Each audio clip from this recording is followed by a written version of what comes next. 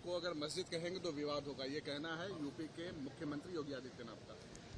देखिए, ये इसको कहते हैं मुख्यमंत्री इस बात को जानते हैं कि इलाहाबाद हाई कोर्ट में एएसआई सर्वे के बारे में मुस्लिम पक्ष ने उसकी मुखालिफत की है। वो आजकल में हाई कोर्ट जजमेंट देने वाली है और उसको देखते उन्होंने इस तरह का एक बयान दिया, कंट्रोवर्शियल बयान दिया। ये जुडिशियल ओवररीच है। दूसरी बात यह है कि प्लेसेस ऑफ वर्शिप एक्ट 1991 है, जो 15 अगस्त 1947 को जिस समुदाय की मस्जिद थी, मंदिर थी, बौद्ध समाज की थी, ईसाई सिखों की, वो रहेगी। अगर वो ये कह रहे हैं तो फिर कई बौद्ध समाज के प्लेसेस ऑफ वर्शिप को बदल दिया गया 47 से पहले।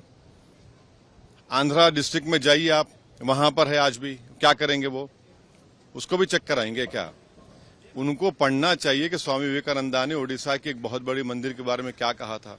आप मुख्यमंत्री है, कानून को फॉलो करिए। आप कानून को फॉलो नहीं करना चाह रहे, वो मुसलमानों पर प्रेशर डालना चाह रहे, दबाव डालना चाह रहे हैं। जिस जगह पर 400 साल से मस्जिद है, आप वहां पर दबाना चाहते हैं। और आखिरी बात यह है कि मुसलमानों ने मथुरा में आज से 55-60 साल पहले हिंदू समाज के साथ एक एग्रीमेंट किया और उसको कोर्ट में एग्रीमेंट सबमिट किया, मगर उसके बावजूद भी लिटिगेशन खोल दिया गया उसका।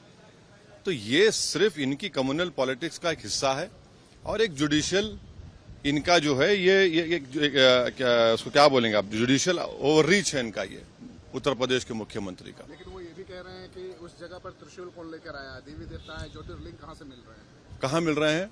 400 साल से मस्जिद है, वहां पर नमाज हो रही है। वहां पर प्रधानमंत्री ने काशी की इतनी बड़ी मंदिर को बना दिया, उसके ऊपर क्या बोलेंगे वो? जब कानून हमने बना दिया पार्लियामेंट में, वो कानून को फॉलो करना पड़ेगा आपको।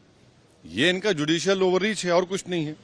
लेकिन आपको नहीं लगता है कि जिस लेवल में उन्होंने ये बात कही है कि मस्जिद कहने पर विवाद होगा, हाँ, उसको कैसे देखते हैं आप? भाई वो तो बुलडोजर पॉलिटिक्स चलती है ना, उनका बस चला तो बुलडोजर चला देंगे हर एक पे। वो तो हर चीज वही करना चाहते हैं। आपने देखा नहीं कि हाथों में हथकड़ियां लगी हुई थी, एक्स एमपी को गोली मार दी गई।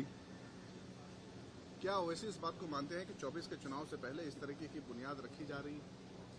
नहीं, मणिपुर भी तो इशू बनेगा ना, महिलाओं का रेप बनेगा इशू, अब बन चुका है। बीजेपी की सरकार है, 5-10 हजार घर जला दिया गया मेटी लोगों के, 6 लाख एमुनेशन, हथियार, गोलियां लूट ली गई हैं, 50,000 लोग बेघर हो गए हैं। ये सब चीजें हैं। हमारे साथ इस वक्त